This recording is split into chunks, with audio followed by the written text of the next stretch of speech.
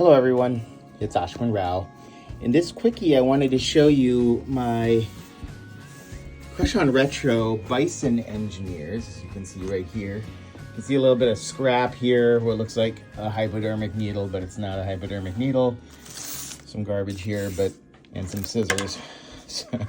Anyways, I decided to do a little surgery on these boots because what I found was as I was wearing this pair, the leather has been stretching a little bit and it led to some more heel slip and a little bit of a extra generosity in the instep here. So I wanted to better lock in with my standard medium thickness socks.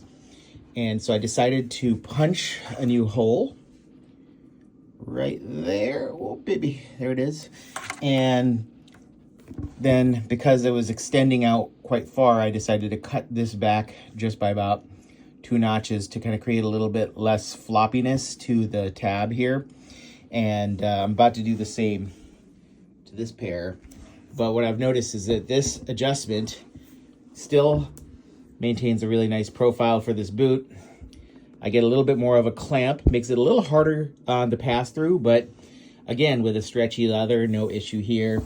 But now I have essentially no heel slip and a nice locked in ankle and still no compression in this area, which is important for my slightly higher instep. So wanted to take you through that, let you know that that was what was up. And Crush on Retro still amongst my favorites and possibly my favorite budget engineer because it's got a nice profile, it's got nice leather, it's aging well, it's Goodyear welted construction with a classic Vibram V-bar sole, the 705 sole, nice buckles, nice heel work, and nice stitching across the board. So, a little surgery, just a needle, some scissors, that's all it took.